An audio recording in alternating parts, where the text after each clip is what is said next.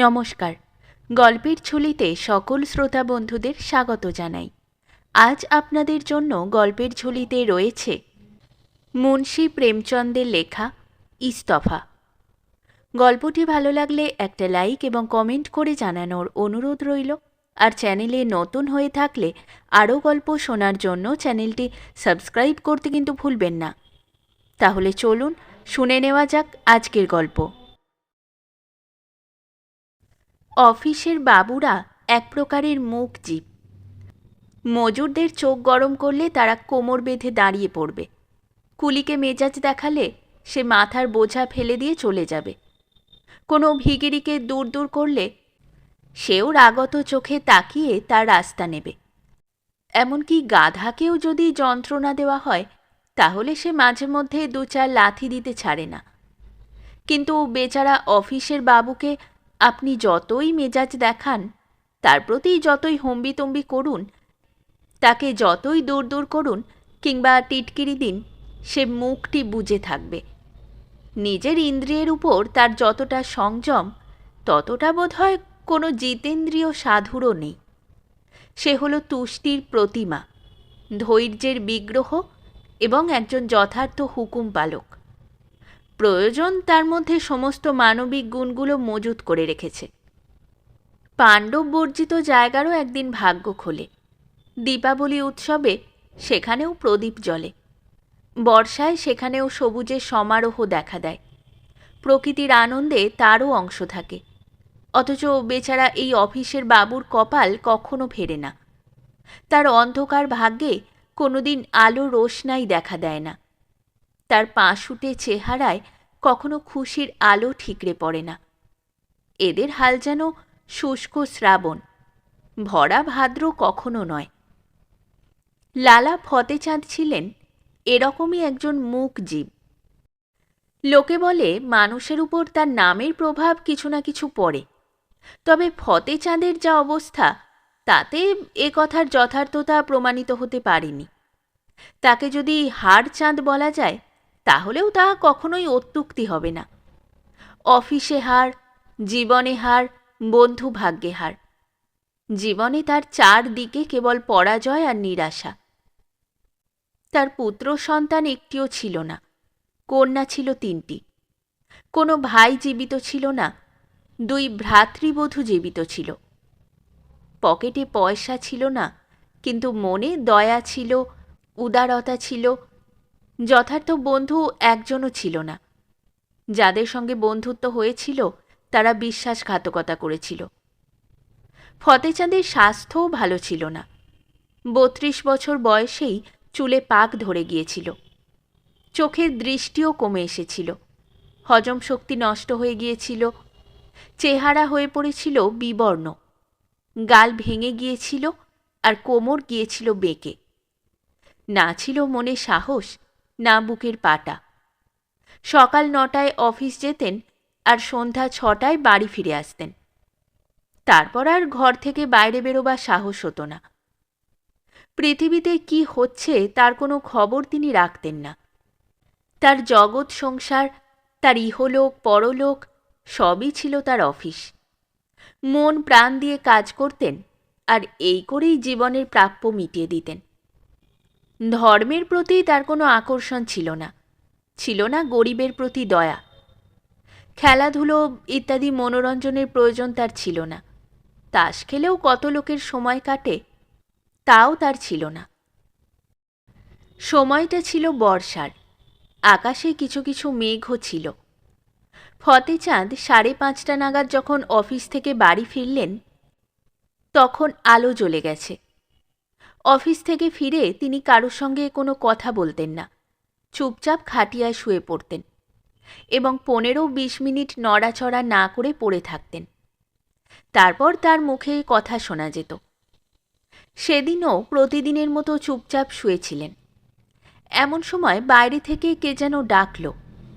ছোট মেয়ে গিয়ে জিজ্ঞাসা করায় জানতে পারা গেল অফিসের চাপরাশি। সারদা স্বামীর মুখ হাত ধোয়ার ঘটি গ্লাস পরিষ্কার করছিল। সে বলল, ওকে জিজ্ঞেস কর কি কাজ, এখনই তো অফিস থেকে এসেছেন আর এখনই আবার ডাক এসে গেল। চাপরাশি বলল, সাহেব বললেন এখনই ডেকে নিয়ে আয়, হয়তো খুব জরুরি কোনো কাজ আছে। ফতেচাঁদের নীরবতা ভেঙে গেল। তিনি মাথা তুলে জিজ্ঞাসা করলেন, কি ব্যাপার? সারদা বলল, কিছু না, অফিসে চাপরাশি। ফতেচাঁদ ভয় পেয়ে জিজ্ঞেস করলেন, অফিসে চাপরাশি? সাহেব কি ডেকে পাঠিয়েছেন? হ্যাঁ, বলছে সাহেব পাঠিয়েছে। এ তোমার কেমন সাহেব, এভাবে ডেকে পাঠাচ্ছে? সেই সকালে গিয়ে এইমাত্র ফিরলে, আর এরই মধ্যে ডাক এসে গেল। ফতেচাঁদ একটু ভেবে বললেন, একটু গিয়ে দেখে নি কী জন্য ডেকেছে। আমি সব কাজ শেষ করে এসেছি, এখনই আসছি। একটু জল খাবার তো খেয়ে যাবে। চাপরাশির সঙ্গে কথা বলতে শুরু করলে তো তোমার ভিতরে আসার কথাও আর মনে থাকবে না। এই কথা বলে সে একটা ছোট থালায় কিছু ডালমুট ও লাড্ডু নিয়ে এলো। ফতেচাঁদ উঠে দাঁড়িয়ে পড়েছিলেন, কিন্তু খাবার দেখে আবার খাটিয়ায় বসে পড়লেন। থালার দিকে ভালো করে দেখে ভয়ে ভয়ে বললেন, মেয়েদের দিয়েছ তো? সারদা ঝামটা মেরে বলল, হ্যাঁ হ্যাঁ দিয়েছি, তুমি খাও তো। এর মধ্যে ছোট মেয়েটা এসে সামনে দাঁড়ালো। সারদা তার দিকে ক্রুদ্ধ দৃষ্টিতে তাকিয়ে বলল, তুই কি জন্যে এসে আবার সামনে দাঁড়িয়ে গেলি? যা, বাইরে গিয়ে খেল। থাক না, বকছো কেন? এদিকে আয় চুন্নি, এই নে ডালমুট নিয়ে যা। চুন্নি মার দিকে ভয়ে ভয়ে দেখে বাইরে পালিয়ে গেল। ফতেচাঁদ বলল, কেন বেচারাকে তাড়িয়ে দিলে? একটু দিলেই তো খুশি হয়ে যেত। কেন বলে দিচ্ছ না যে এখন যেতে পারবে না? তা কি করে বলবো, একদিনের ব্যাপার তো নয়। তা বলে কাজ করতে করতে মরে যেতে হবে? তোমার চেহারার দিকে বোধহয় তাকিয়ে দেখো না, মনে হচ্ছে 6 মাস ধরে অসুখে ভুগছ। ফতেচাঁদ কোনো রকমে একটু ডালমুট মুখে দিয়ে এক গ্লাস জল খেয়ে প্রায় দৌড়ে বাইরে গেলেন। সারদার পান সাজা শেষ হলো না। চাপরাশি বলল, বাবুজি, আপনি বড় দেরি করে ফেললেন, এখন একটু তাড়াতাড়ি চলুন, তা না হলে যেতেই মেজাজ দেখাতে শুরু করে দেবে। ফতেচাঁদ কয়েক পা দৌড়ে বললেন, চলবো মানুষের মতো হেঁটে, তাতে মেজাজি দেখাক আর দাঁতই খিচুক, আমি দৌড়াতে পারবো না। বাংলোতেই তো রয়েছে। তাই তো থাকবে, সে অফিসে যাবে কেন? রাজার জাত, চালাকি নয়। চাপরাশির ইচ্ছা ছিল তাড়াতাড়ি হেঁটে যায়। বেচারা ফতেচাঁদবাবু চলছিলেন আস্তে আস্তে, একটু গিয়েই হাঁপিয়ে উঠলেন। তবে তিনিও তো পুরুষ মানুষ, কি করে আর চাপরাশিকে বলেন যে ভাই আর একটু আসতে চল। সাহস করে কোনো রকমে চলতে লাগলেন। তবে একটু পরেই কুঁচকিতে যন্ত্রণা হতে লাগল এবং অর্ধেক রাস্তা যেতে না যেতেই পার চলতে চাইল না। ফতেচাঁদের সমস্ত শরীর ঘামে ভিজে গেল, মাথা ঘুরতে লাগল, তিনি চোখে সর্ষে ফুল দেখতে লাগলেন। চাপরাশি তাগাদা দিল, আর একটু জোরে চলুন বাবু। ফতেচাঁদ অনেক কষ্টে উত্তর দিলেন, তুমি যাও, আমি আসছি। তিনি রাস্তার একপাশে বসে পড়ে দুহাতে মাথা ধরে কোনো রকমে দম নিতে লাগলেন। চাপরাশি তার এই অবস্থা দেখে অপেক্ষা না করে চলে গেল। ফতেচাঁদের ভয় হলো এই শয়তান গিয়ে না জানি সাহেবকে আবার কি বলে দেয়, তার জন্য হয়তো কিছু একটা কেলেঙ্কারি হয়ে যাবে। মাটিতে ভর দিয়ে উঠে দাঁড়িয়ে তিনি আবার রওনা দিলেন। তবে শরীর দুর্বল বলে হাঁপ ধরেছিল। তখন কোনো বাচ্চা ছেলেও তাকে ধাক্কা দিয়ে ফেলে দিতে পারত। বেচারা কোনো রকমে পড়তে পড়তে গিয়ে সাহেবের বাংলোর দরজায় উপস্থিত হলেন। সাহেব বাংলোয় পায়চারি করছিলেন, বারে বারে গেটের দিকে চেয়ে দেখছিলেন, আর কাউকে আসতে না দেখে নিজের মনেই জ্বলছিলেন। চাপরাশিকে দেখেই চোখ গরম করে বললেন, এতক্ষণ কোথায় ছিলে? চাপরাশি বারান্দার সিঁড়িতে দাঁড়িয়েই বলল, হুজুর, উনি এলে তবে তো, আমি দৌড়ে চলে এসেছি। সাহেব মাটিতে লাথি মেরে বললেন, বাবু কি বলল?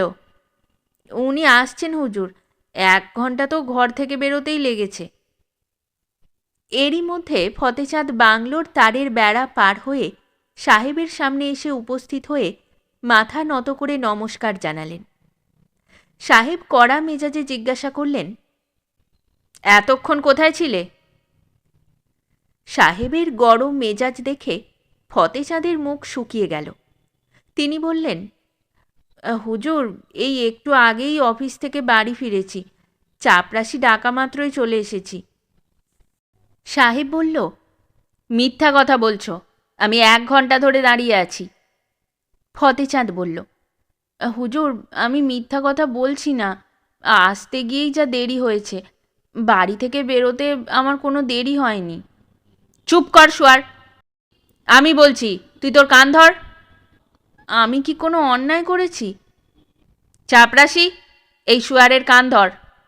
চাপরাশি ধরা গলায় বলল, হুজুর, ইনি আমার অফিসার, আমি কি করে এর কান ধরব? আমি বলছি, এর কান ধর, তা নয়তো আমি হান্টার দিয়ে তোকে পেটাবো। হুজুর, আমি এখানে চাকরি করতে এসেছি, মার খেতে আসিনি, আমারও ইজ্জত আছে। হুজুর, আমার চাকরি আপনি নিয়ে নিন, আপনি যে হুকুম দেবেন তা তামিল করতে আমি প্রস্তুত, কিন্তু কারো ইজ্জত আমি নষ্ট করতে পারবো না। চাকরি আর কদিনের, এই কদিনের জন্য সারা জীবনের ক্ষতি করব? সাহেব আর তার ক্রোধ চাপতে পারলেন না, হান্টার নিয়ে তেড়ে গেলেন। চাপরাশি দেখল ওখানে দাঁড়িয়ে থাকলে সমূহ বিপদ, তাই সে সেখান থেকে ছুটে পালালো। এতক্ষণ পর্যন্ত ফতেচাঁদ চুপচাপ দাঁড়িয়েছিলেন। সাহেব চাপরাশিকে না পেয়ে তার কাছে গিয়ে তার 2 কান ধরে টেনে দিয়ে বললেন, তুই শুয়ার, বেয়াদবি করছিস, যা অফিস থেকে গিয়ে ফাইল নিয়ে আয়। ফতেচাঁদ কানে হাত বুলোতে বুলোতে বললেন, কোন ফাইল আনবো হুজুর? ফাইল ফাইল, কোন ফাইল আবার?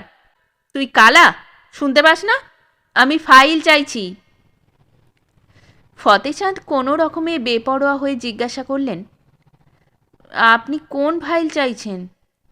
সেই ফাইল যা আমি চাইছি, সেই ফাইল নিয়ে আয়, এখনই নিয়ে আয়। বেচারা ফতেচাঁদের আর কিছু জিজ্ঞেস করার সাহস হলো না।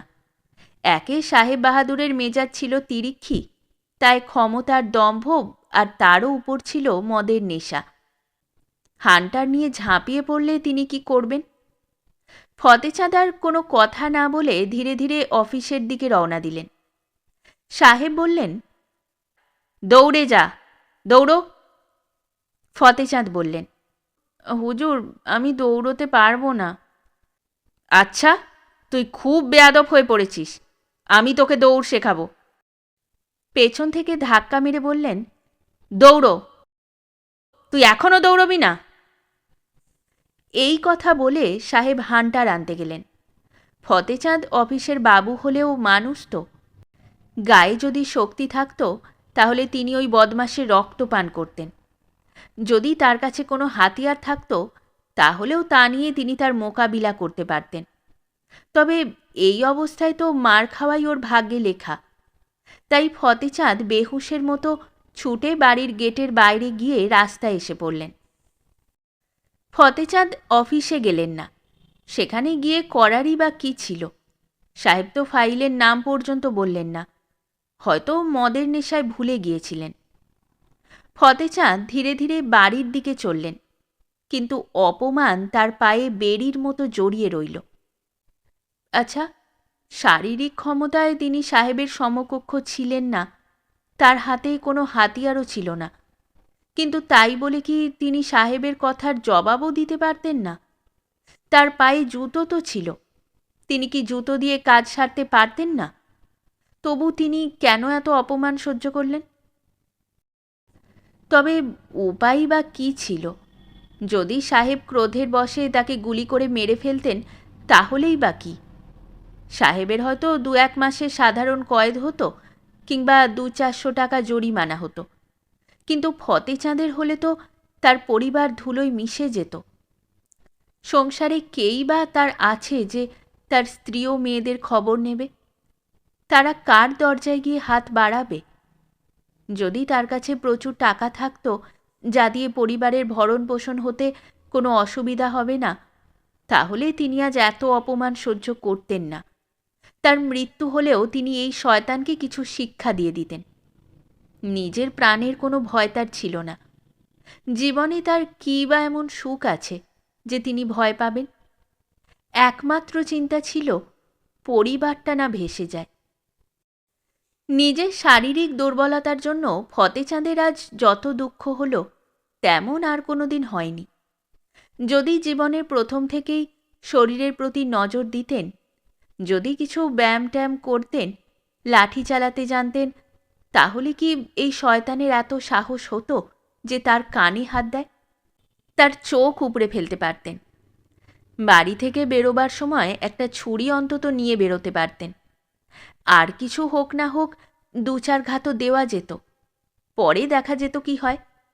জেল হলে হতো, আর তো কিছু হতো না। ফতেচাঁদ যতই বাড়ির দিকে এগোচ্ছিলেন, ততই তার নিজের ভীরুতা ও কাপুরুষতা তাকে পীড়া দিচ্ছিল। যদি তিনি হঠাৎ তাকে 2-4 থাপ্পড় লাগিয়েই দিতেন, তাহলেই বা কী হতো? হয়তো সাহেবের খানসামা চাকর সব তার উপর ঝাঁপিয়ে পড়ে তাকে মারতে মারতে তার দম বের করে ফেলত। স্ত্রী ও মেয়েদের ভাগ্যে যা হবার হতো। সাহেব তো অন্তত এটা বুঝত যে কোনো গরিবের উপর অত্যাচার করে পার পাওয়া যায় না। আর যদি মৃত্যু হয় তো কী হবে? কে তার মেয়েদের দেখবে? কাজেই যা হবে তা এখন হলেই বা ক্ষতি কী ছিল? এইভাবে চূড়ান্ত বিচার করে ফতেচাঁদের মনে এত উৎসাহের সঞ্চার হলো যে তিনি ফিরে গিয়ে প্রতিশোধ গ্রহণ করবেন এই উদ্দেশ্যে কয়েক পা এগিয়েও গেলেন। কিন্তু তারপরেই আবার মনে হলো, যা দুর্ভোগ ভোগার ছিল তা তো ভুগতে হলোই। কে জানে সাহেব এখনও বাংলোয় আছে না ক্লাবে গেছে। তখনই আবার তার সারদার বৈধব্য ও মেয়েদের পিতৃহীন হবার কথা মনে এলো। আবার ফিরে বাড়ির দিকে রওনা হলেন। বাড়ি পৌঁছতেই সারদা জিজ্ঞেস করল, কী জন্যে ডেকেছিল? এত দেরি হলো যে? ফতেচাঁদ খাটিয়ায় শুতে শুতে বললেন, নেশার ঘোরে ছিল, আবার কি। শয়তান আমাকে গালিগালাজ করল, অপমান করল। সেই একই কথা বলতে লাগলো, কেন দেরি করলাম। ব্যাটা নিষ্ঠুর তার চাপরাশিকে বলল আমার কান ধরতে। সারদা রেগে বলল, তুমি জুতো খুলে শুয়োরকে মারলে না? চাপরাশি খুব ভদ্র, সে সোজাসুজি বলে দিল, হুজুর, আমার দ্বারা এ কাজ হবে না। আমি মানি লোকের ইজ্জত নষ্ট করার জন্য চাকরি করতে আসিনি। সেই চাপরাশি তখনই নমস্কার জানিয়ে বিদায় নিয়েছিল। এই তোমার বাহাদুরি? তুমি সেই সাহেবকে কেন মারতে পারলে না? মারিনি, তবে মুখের উপর অনেক কথা শুনিয়ে দিয়েছি। সাহেব লাঠি নিয়ে তেড়ে এলে আমিও জুতো খুলেছিলাম। তিনি আমাকে লাঠি দিয়ে কয়েক ঘা দিলে আমিও তাকে জুতো দিয়ে মারি। সারদা খুশি হয়ে বলল, ঠিক বলছো? তখন নিশ্চয়ই তার মুখ এতটুকু হয়ে গিয়েছিল। মুখে যেন কে কালি লেপে দিয়েছিল। খুব ভালো করেছো তুমি, আরও মারা উচিত ছিল। আমি হলে ওকে শেষ না করে ছাড়তাম না। মেরে এসেছি তো, তবে এতেই শেষ হবে না। দেখো এর পরিণাম কি দাঁড়ায়। চাকরি তো যাবেই, হয়তো জেলও খাটতে হবে। জেল খাটতে হবে কেন? ঠিক বিচার করার মতো কি কেউ নেই? কেন সে গালিগালাজ করল? কেনই বা লাঠি দিয়ে মারল? ওর সামনে আমার কথা কে বিশ্বাস করবে? আদালতও ওর দিকেই যাবে। যাবে তো যাবে, তবে দেখবে কোনো বাবুকে এরকম গালিগালাজ করার এই সাহস আর কোনো সাহেবের হবে না। যেই ওর মুখ থেকে একটা গালি বেরোলো, আর অমনি তুমিও এক পাটি জুতো ছুঁড়ে মারলে। এরকম করলেই ভালো হতো। তাহলে আর জীবন্ত ফিরে আসতে হতো না। নিশ্চয়ই আমাকে গুলি করে মেরে ফেলতো। সে দেখা যেত। ফতেচাঁদ মুচকি হেসে বললেন, তাহলে তোমাদের কি হতো? সারদা বলল, ভগবানের যা ইচ্ছে তাই হতো। মানুষের সবচেয়ে বড় জিনিস হলো তার ইজ্জত। ইজ্জত নষ্ট করে ছেলেপুলেদের মানুষ করা যায় না। তুমি যদি সেই শয়তানকে মেরে চলে আসতে, তাহলে আমার আনন্দ রাখার আর জায়গা হতো না। আর যদি মার খেয়ে আসতে তাহলে তোমার মুখ দেখতে আমার ঘেন্না হতো। হয়তো মুখে কিছু বলতাম না, তবে তোমার প্রতি আমার শ্রদ্ধা আর থাকতো না।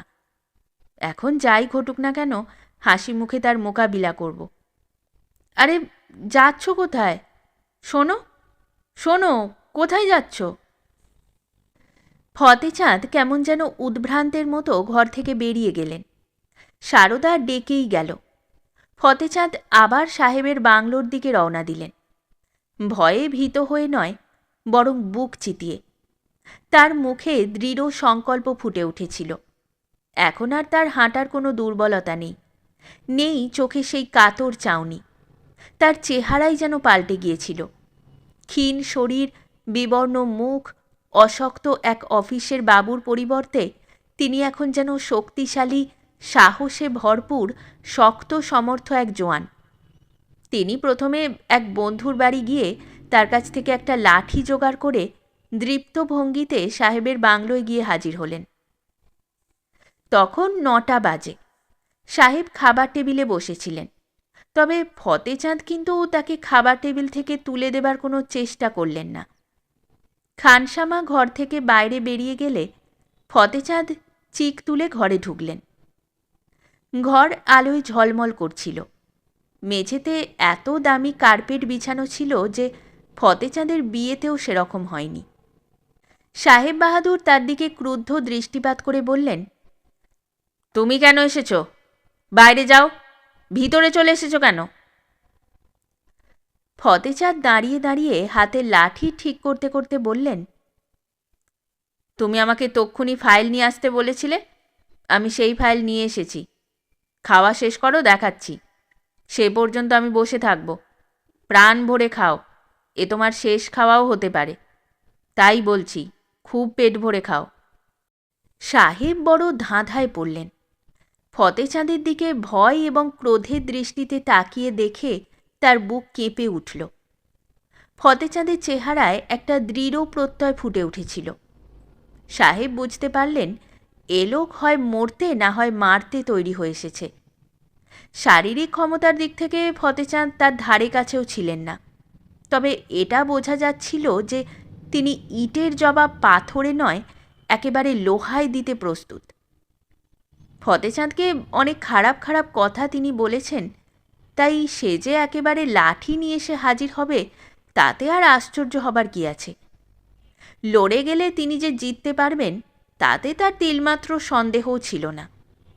তাই বসে বসে মার খাবার মধ্যে কোনো বুদ্ধির পরিচয় তিনি খুঁজে পেলেন না। কুকুরকে আপনি লাঠি দিয়ে মারুন, লাথি চালান, যা খুশি করুন, তবে ততক্ষণই পারবেন যতক্ষণ না সে ঘেউ ঘেউ করে তেড়ে আসে। একবার যদি সে ঘেউ ঘেউ করে তেড়ে আসে তাহলে আর দেখতে হবে না, সাহসের পরিচয় তখনই পাওয়া যাবে। সাহেব বাহাদুরে তখন এই অবস্থাই হয়েছিল।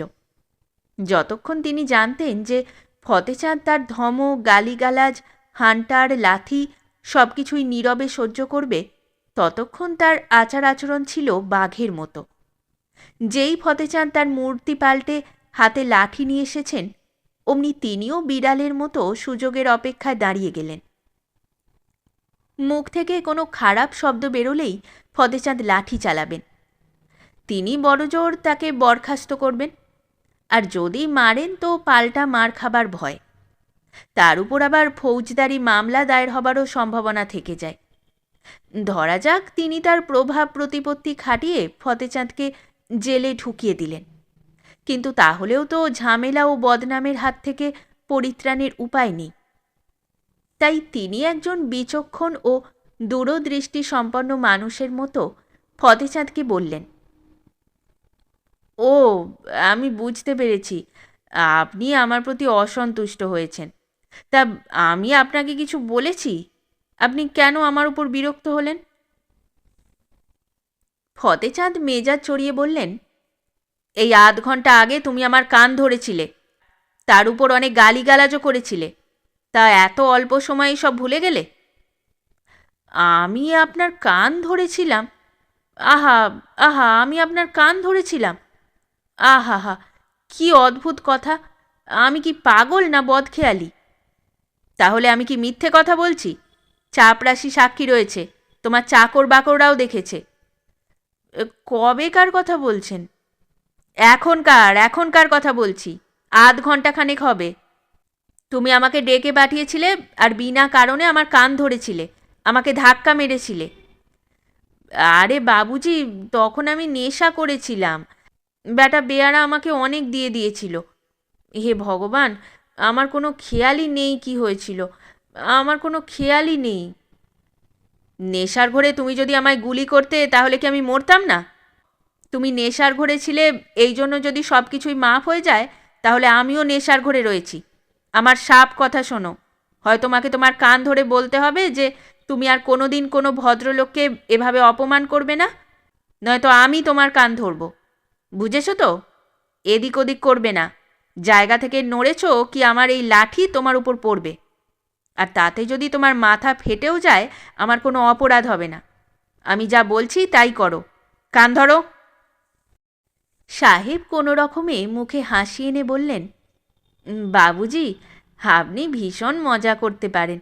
আমি যদি আপনাকে খারাপ কথা কিছু বলেই থাকি তো ক্ষমা চাইছি। ফতেচাঁদ লাঠি তুলে বলল, না, কান ধরো। সাহেবের পক্ষে এতটা জুলুম সহ্য করা সহজ ছিল না। লাফ দিয়ে উঠে ফতেচাঁদের হাত থেকে লাঠিটা তিনি নিয়ে নিতে চাইলেন, কিন্তু ফতেচাঁদও ছিলেন প্রস্তুত। সাহেব টেবিল থেকে ওঠার আগেই ফতেচাঁদের হাতের লাঠি তার উপর পড়ল। সাহেবের মাথা ছিল খালি, বাড়ি গিয়ে মাথাতেই পড়ল। মাথা গেল ফেটে। মিনিট খানেক মাথা চেপে ধরে থেকে বললেন, আমি তোমাকে বরখাস্ত করব। বরখাস্তের পরোয়া আমি করি না, তবে আজ আমি তোমাকে দিয়ে কান না ধরিয়ে এখান থেকে নড়ছি না। কান ধরে প্রতিজ্ঞা করো যে আর কখনো কোনো ভদ্রলোকের সঙ্গে এরকম বেয়াদপি করবে না। যদি না করো, আমার হাত উঠে আছে তোমার মাথায় আবার পড়বে বলে। এই কথা বলে ফতেচাঁদ আবার লাঠি তুললেন। সাহেব তখন পর্যন্ত প্রথম আঘাতের চোট সামলে উঠতে পারেননি। আবার যদি দ্বিতীয়বার আঘাত লাগে, তাহলে হয়তো খুলিই উড়ে যাবে। কানে হাত রেখে বললেন, আপনি এখন খুশি হয়েছেন? আবার কখনো কাউকে গালি দেবে না তো? কখনো না। আবার যদি কখনো এরকম করো তো মনে রেখো, আমি খুব বেশি দূরে থাকি না। আর কখনো কাউকে গালি দেব না। ভালো কথা, আমি এখন যাচ্ছি। আজ থেকে আমি কাজে ইস্তফা দিচ্ছি। কাল আমি আমার ইস্তফার দরখাস্তে একথা লিখে দেব যে তুমি আমাকে গালিগালাজ করেছ, আর সেজন্যই আমি চাকরি করতে চাইছি না। বুঝতে পেরেছ? সাহেব বললেন, আপনি ইস্তফা দিচ্ছেন কেন? আমি তো আপনাকে বরখাস্ত করছি না।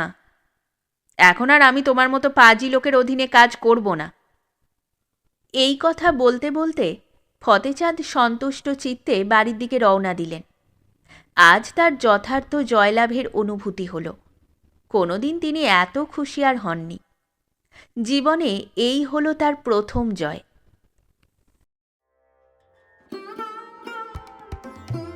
শেষ হলো আমাদের আজকের গল্প। গল্প পাঠে এবং বিভিন্ন চরিত্রে আমি তৃষিতা। গল্পটি ভালো লাগলে লাইক এবং শেয়ার করে দেবেন, আর চ্যানেলে নতুন হয়ে থাকলে আরও গল্প শোনার জন্য চ্যানেলটি সাবস্ক্রাইব করতে কিন্তু ভুলবেন না। খুব তাড়াতাড়ি নতুন একটি গল্প নিয়ে ফিরে আসব। সকলে ভালো থাকুন, শুনতে থাকুন গল্পের ঝুলি।